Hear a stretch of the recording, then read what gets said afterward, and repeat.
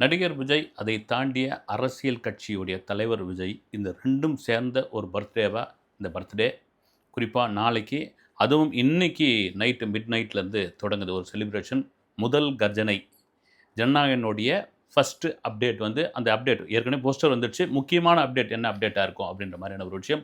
அது ஆல்ரெடி வந்து இந்த முதல் கர்ஜனை அப்படின்னோடனே நெறைய பேர் வந்து ஃபர்ஸ்ட்டு சிங்கிள் அப்படின்றாங்க. மேபி ஃபர்ஸ்ட்டு சிங்கிளுக்கான வாய்ப்பு இல்ல. கிளிம்ஸ்க்கான வாய்ப்பு நெறைய இருக்கு. இதெல்லாம் தாண்டி போஸ்டர்ஸ் அ இதுக்கு முன்னாடியே வந்தாச்சு. ஒரு கையில சாட்டி எடுத்துக்கிட்டு நான் ஆணையிட்டால் அப்படின்ற மாதிரியான ஒரு போஸ்டர். அத தாண்டி அப்படி ஒரு மக்கள் வெள்ளத்துக்கு முன்னாடி, இல்ல ரசிகர் வெள்ளத்துக்கு முன்னாடி ஒரு செல்ஃபி எடுக்கிற மாரியான ஒரு ஒரு ஒரு போஸ்டர்.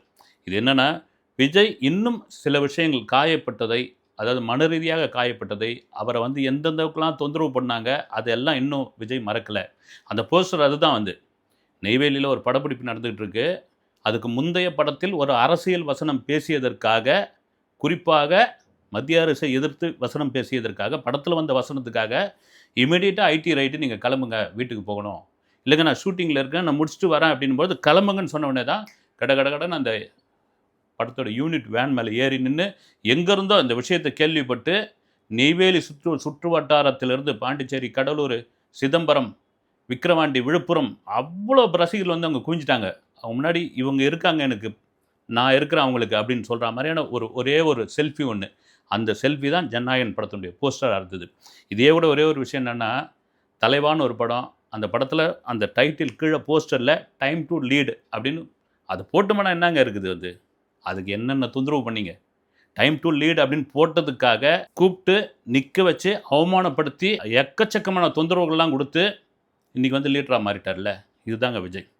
இதெல்லாம் தாண்டி இன்னைக்கு டிவிகே கட்சி ஒரு அசைக்க முடியாத ஒரு இடத்தில் 2026 தமிழக தேர்தலை சந்திக்கப் போகிறது என்பதில் மாற்று கருத்து கிடையவே கிடையாது.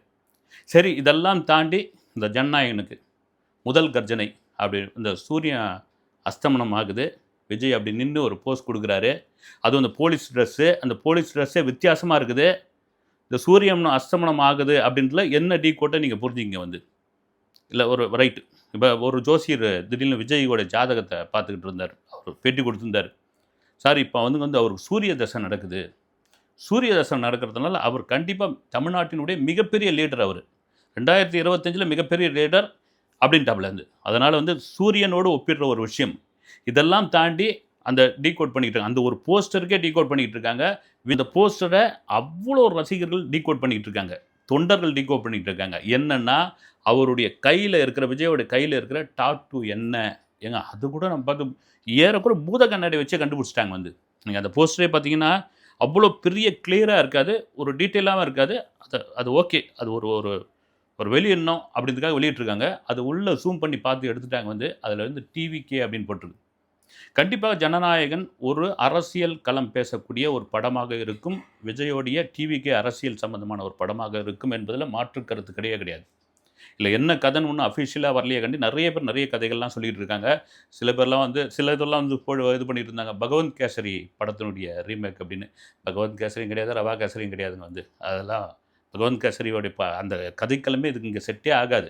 மேபி அதுலேருந்து ஏதோ 2, 3 காட்சிகள் வேணா யூஸ் பண்ணியிருப்பாங்க. எனக்கு தெரிஞ்சு பார்த்தீங்கன்னா, நம்ம சோர்ஸ்ல விசாரிச்ச வகையில் பார்த்தீங்கன்னா, ஒரு நேர்மையான போலீஸ் அதிகாரி, அந்த நேர்மையான போலீஸ் அதிகாரிக்கு ஏற்படக்கூடிய நெருக்கடி, அரசியல் தலைவர்களால் இல்ல ஒரு அரசியல் தலைவரால் ஏற்படக்கூடிய நெருக்கடியில், "நானும் அரசியலுக்குள்ள வந்தா என்னய்யா?" அப்படின்னு வராரு. அந்த அவர் வந்து நேர்மையான அரசியல் தலைவரா மாறி சிஎம்மா மாறுறார்ன்ற மாரி ஒரு கதை போயிட்டுருக்கு. இது எந்த அளவுக்கு அஃபிஷியல்னு தெரியல. இன்னொரு விஷயம் என்னன்னா, வாக்கு ரொம்ப ரொம்ப முக்கியம். நீங்க ஓட்டு தயவுசெய்து போடாம இருந்துறாதீங்க. நெறைய பேர் இந்த ஓட்ட ஸ்கிப் பண்ணிட்டு போயிடுறாங்க.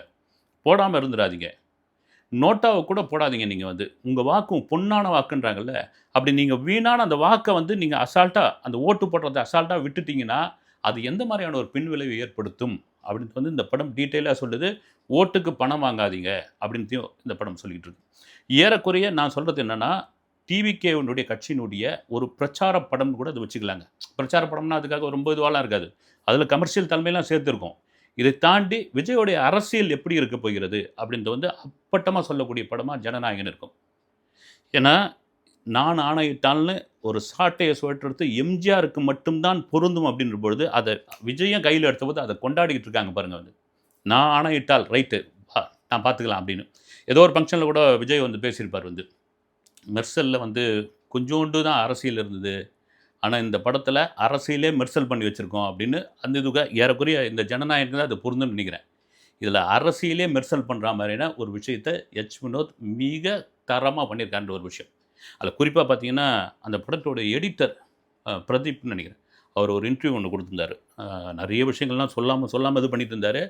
சார் என்னை கூப்பிட்டு வினோத் வந்து ஒரு பவுண்டட் ஸ்கிரிப்ட் கொடுத்தாரு. நான் தமிழ் கொஞ்சம் ஸ்லோவாக படிப்பேங்க அப்படின்னா, எவ்வளோ நேரம் ஆனாலும் சரி, இங்கேயே படிச்சுட்டு ஸ்கிரிப்டை கையில் கொடுத்துட்டு போனோம் அப்படின்னாரு. கிட்டத்தட்ட 7 மணி நேரம் அதை நான் படித்தேன் அப்படின்னாப்புல அது. 7 மணி நேரம் படித்தேன். அது கொடுத்ததுக்கான காரணம் என்னென்னா, ஜனநாயகன் படத்தில் பல காட்சிகளை வந்து ஸ்பாட் எடிட்டிங் பண்ணியிருக்காங்க. ஸ்பாட் எடிட்டிங் பண்ணி அங்கேயே விஜய்க்கு வந்து போட்டு காமிச்சிருக்காங்க. ஏன்னா அந்த அளவுக்கு ரொம்ப சீரியஸான, ரொம்ப விவாதிக்கக்கூடிய காட்சிகள்லாம் இந்த படத்தில் நிறைய இருக்குது. அந்த அளவுக்கு ரொம்ப சீரியஸாக விவாதிக்கக்கூடிய காட்சிகள் எல்லாம் இந்த படத்தில் நிறைய இருக்குது அப்படின்ற மாதிரியான விஷயம்.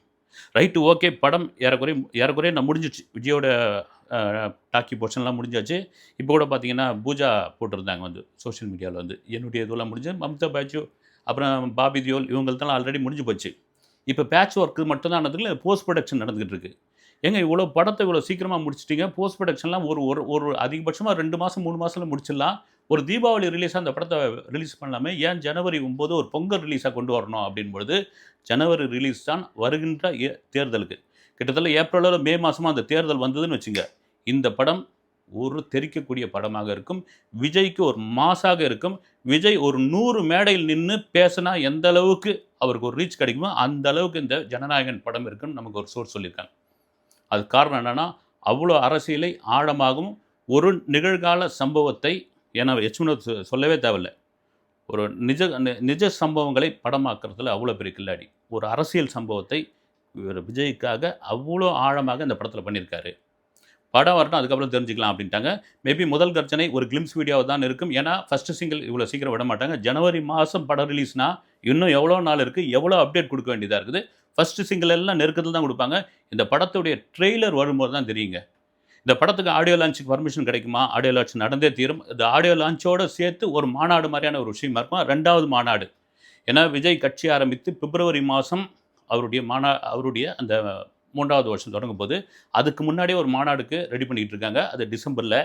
அந்த மாநாடோடு சேர்ந்து ஆடியோ லான்ச்சா இதை நடத்துவாங்களா அப்படின்னு தெரியல. ஒரு அரசியலும் சினிமாவும் கலக்க மாட்டார். இதெல்லாம் தாண்டி இந்த படத்தினுடைய கடைசி நாள் படப்பிடிப்பில் வந்து ரொம்ப எமோஷனல் ஆகிட்டார் விஜய் அப்படின்லாம் நிறைய சொல்லிட்டு இருந்தாங்க. காரணம் என்னென்னா, இது கடைசி படம் அப்படின்னு சென்ட் ஆஃப் கொடுக்கும்போது பயங்கர இதுவாகிட்டார். உண்மையிலே தாங்க 250 கோடி சம்பளம் வாங்கக்கூடிய ஒரு ஹீரோ அந்த 250 கோடி சம்பளத்தை ஸ்கிப் பண்ணிவிட்டு நான் அரசியலுக்கு வரேன்னு சொல்கிறதுக்கு ஒரு பெரிய தில்லு வேணும். அந்த தில்லோட விஜய் வந்திருக்காருன்னு போது அந்த கடைசி நாள் எப்படி இருக்கும்? இதுக்கு தானே வந்து நாளைய தீர்ப்பில் அவங்க அப்பா நடிக்க வைக்க மாட்டேன்றாரு, வேணான்றாரு. அடம் புரிச்சு நடிக்க வந்த ஒரு நபர் தன்னைத்தானே செதுக்கிக்கிட்டு இந்த மீடியாக்கள் எவ்வளோ இந்த விமர்சனங்கள், அப்புறம் பின்னாடி இருந்து பேசினவங்க, இதெல்லாம் ஒரு மூஞ்சா அப்படின்னு கேலி பேசினவங்களுக்கெல்லாம் தன்னைத்தானே செதுக்கி கொண்டு வந்த ஒரே மனிதன் வந்து விஜய். அதில் மாற்று கருத்து கிடையாது. அரசியல் ரீதியாக நீங்கள் எந்த அளவுக்கு அவரை நடிகனாக இருக்கும்போது அவரை தொந்தரவு பண்ணீங்களா, இன்றைக்கி ஒரு அரசியல் தலைவராக வந்தாச்சு வந்து. குறிப்பாக டிவிக்கு 2026 யாருடன் கூட்டணி அப்படின்ற விவாதம் நேஷனல் மீடியா வரைக்கும் போயிட்டுருக்கு. இதுதாங்க ஒரு முக்கியமான விஷயம். டைரக்டர் விக்ரமன் கூட இடையில் ஒரு நாள் எங்கிட்ட பேசிகிட்டு இருந்தார். பேசிட்டு இருக்கும்போது நான் கேட்டிருந்தேன், சார் எப்படி நீங்கள் இப்போ படம் பண்ணும் போதெல்லாம் ரொம்ப சைலண்ட்டாக விஜய் இருப்பார், இப்போ எப்படி பார்க்குறீங்க அப்படின்னு. பூவேவனுக்காக பண்ணும்போதெல்லாம் வந்து பயங்கர சைலண்ட்டுங்க. வாங்க நடிக்க வராங்கன்னு சொன்னால் வந்து நடிச்சுட்டு போய் ஒரு கொடையை அவரே பிடிச்சின்னு போய் ஒரு இடத்துல போய் உட்காந்துருவார். அவர் பாட்டு திங்க் பண்ணிகிட்டு இருப்பார். நான் விக்ரவாண்டி மாநாடு பார்க்குறேன், விஜய் என்ட்ரி ஆனதுலேருந்து பேசி முடிக்கிற வரைக்கும் அந்த ஸ்டேஜுக்குள்ளே 1 மணி நேரம் இருந்தார். கிட்டத்தட்ட அவருடைய ஸ்பீச் வந்து ஒரு 25-30 நிமிஷம் அந்த ஸ்பீச்செலாம் நான் எதிர்பார்க்கவே இல்லை. ஒரு மனிதனை இது மாதிரி நீங்கள் அவனுடைய ஸ்பார்க்கை நீங்கள் தூண்டி விட்டுட்டீங்கன்னு வச்சுங்க, அந்த மனிதன் எந்த மாதிரியா மாறுவாங்கன்றது விஜய் ஒரு சரியான உதாரணம். ஏன்னா செட்டுக்குள்ளே அப்படி இருந்த ஒரு மனுஷன் மேடைக்குள்ளே இப்போ கர்ஜனை வருதா சிங்கம் மாதிரி மாறிக்காருன்னா, நீங்கள் அதான் இது பண்ணிட்டீங்களே, தூண்டி விட்டுட்டீங்களே அதுதான்.